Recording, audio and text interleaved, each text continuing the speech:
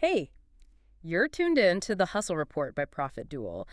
So we're doing a deep dive today, really for anyone out there who gets that, quiet satisfaction when the numbers just line up perfectly. Yeah, the organized types. Exactly. If you're alphabetizing spices, or maybe you actually like balancing a checkbook, well, this one's for you. We're looking at how to turn that knack for organization into, well, actual income. A real side hustle. Yeah, specifically launching a remote bookkeeping side hustle, turning that precision mindset into profit. It's definitely one of the more reliable hustles. I mean, it solves a problem basically every business has. Right. And just to clarify for anyone new to this, the bookkeeper's main job usually isn't filing taxes. That's often a CPA. Okay. Your role is more about the day-to-day, keeping those financial records straight, organizing all the receipts, logging every transaction accurately, basically, keeping the financial engine humming along. And the demand is really there, isn't it? Oh, absolutely. It's booming. You've got this huge wave of small businesses, freelancers, solo entrepreneurs. They're amazing at what they do. Right, their main skill. Coding, consulting, whatever. But mention a spreadsheet and they run a mile. They desperately need organized help. They really do. So our mission today is to get beyond just like the job description. We want to outline the skills you actually need, maybe some downsides people don't think about, and importantly, how to position yourself to earn at the top end. The strategic part, yeah. Let's kick off with the biggest draw. Flexibility. This is pretty much inherently remote work, isn't it? It really is. You're setting your schedule, managing things from home. Which makes it perfect for layering over a full-time job or, family life. That control, it's a huge plus. Huge. But, and this is important, while it's flexible, it demands real professionalism. There's a serious foundation required here. It's not just casual data entry then. Definitely not. Not if you want to charge professional rates anyway. You need a solid grasp of accounting principles. You've got to speak the language of business, basically. Be fluent in those key practices. Okay, so what are those absolute must-haves? We hear terms like reconciling accounts. Can you, break that down for someone who's good with numbers but maybe isn't a trained accountant? Sure. So the basics involve logging all the money coming in and going out accurately. That's step one. Got it. Then comes reconciliation. It sounds fancy, but it's just comparing your records, what you think was spent and earned against the official bank and credit card statements. Ah, okay. Making sure it matches. Exactly. Finding any discrepancies, tracking down missing transactions, ensuring the balances line up perfectly. It's vital for catching errors, preventing fraud, and getting accurate financial reports. Accuracy is everything. And to do that efficiently, you need the right tools, presumably. Yes. We sometimes hear that the cost of accounting software is a drawback. Is it really? Yeah. Or is it just, a necessary cost of doing business? Oh, it's definitely the latter. It's an essential cost. You might spend, I don't know, a few $100 a year on something like QuickBooks Online or Xero. Which are industry standard. Right? Totally. And that's not a drawback, it's an asset. Think about the efficiency gain. You can handle maybe 3 times the work compared to doing it all manually. Plus, clients expect it. They often use these platforms already, so knowing them inside out is a selling point. Yeah, that makes sense. It immediately sets you apart from someone just using, Excel for everything. Right. Now, bookkeepers usually work freelance. They set their own rates, their own terms. What's the number one thing to get right when negotiating with a new client? Number one, I'd say scope management. Define exactly what you will and won't do. Scope management. Okay. Yeah. Often, package deals for regular monthly tasks work better than just hourly rates. Gives you predictable income. But you must set clear boundaries from day one. Like what? Like, if the agreement is for monthly transaction recording and reconciliation, make it clear that doesn't include preparing their year-end taxes. Gotcha. Prevents scope creep. Exactly.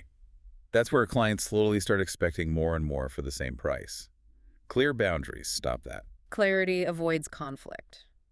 Okay, let's get into the actual experience of this hustle. Besides working remotely, what are some other real benefits? Well, the opportunity for professional growth is, honestly, huge.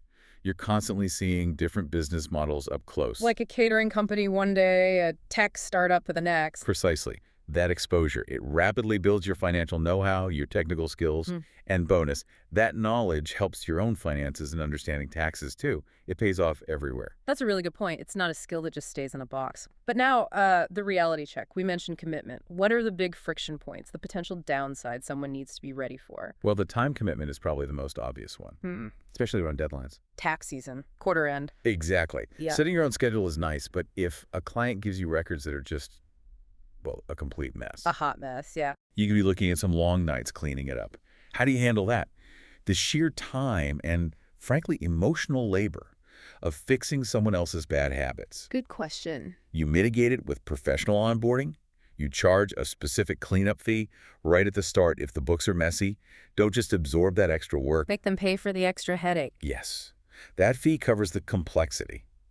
But maybe the biggest downside people forget is liability. You're handling sensitive financial information. Your financial truth, essentially. Right. Make a major error, and the responsibility is yours, which means you absolutely must factor in the cost of professional liability insurance, errors and omissions, or E&O. It's non-negotiable then. Absolutely non-negotiable. It protects you, and it shows clients you're serious. Another challenge, competition. Ah, yes. We mentioned the rise of freelancers, which is great, but it means more competition.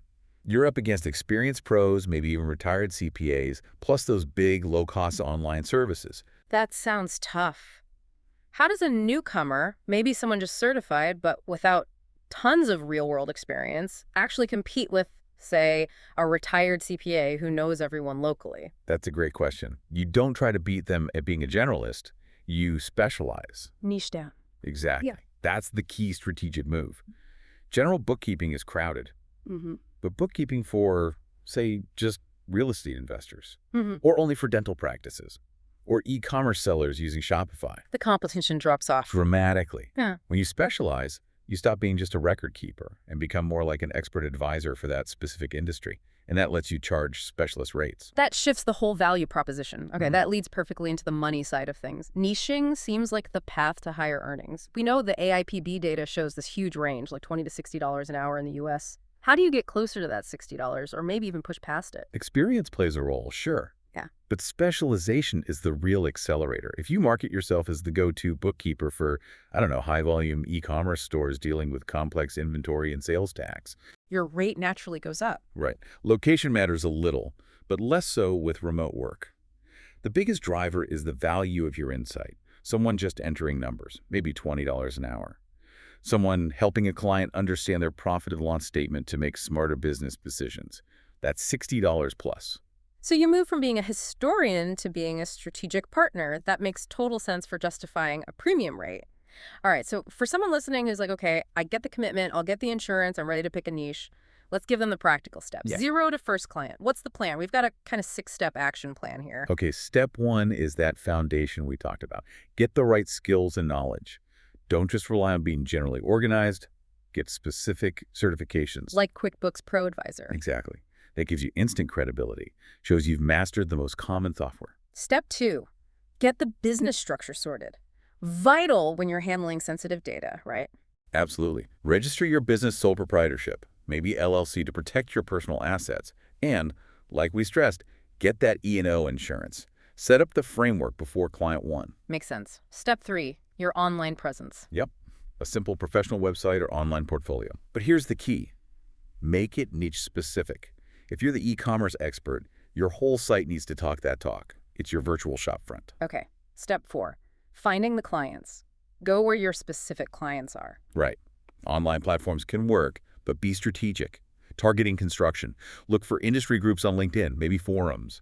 Service businesses. Upwork or Fiverr could be starting points, but tailor your profile to your specialty. Don't be generic. Good advice. Step 5, networking. Crucial. Connect with local CPAs.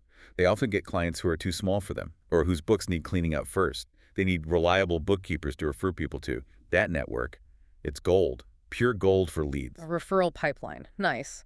And finally, step 6 brings us back to client management. Yes. Set those super clear boundaries and payment terms before you start any work. Define exactly what you'll deliver and when. That upfront diligence prevents so many problems later. Okay, so wrapping this all up. Bookkeeping as a side hustle, It definitely offers that flexibility, that remote work appeal, and yeah, strong income potential, especially for detail-oriented folks. It can be really rewarding. But you've got to be willing to invest in the skills, especially specialized ones, handle the time commitment peaks, like quarter end. And strategically niche down to command those better rates. Exactly. And maybe a final thought on that strategic part. If you're ready to jump in, long-term success isn't just about getting the numbers right. It's about providing that professional assurance. What does that mean day to day? It means things like rock-solid data security. It means constantly learning about tax changes or regulations affecting your niche. And above all, it means prioritizing really excellent, trustworthy client service. That's honestly the difference between being a $20 an hour helper and a $60 an hour trusted advisor. That's a great final point. It's about the service as much as the numbers. That's it for this episode. Thanks for listening, and we'll see you next time.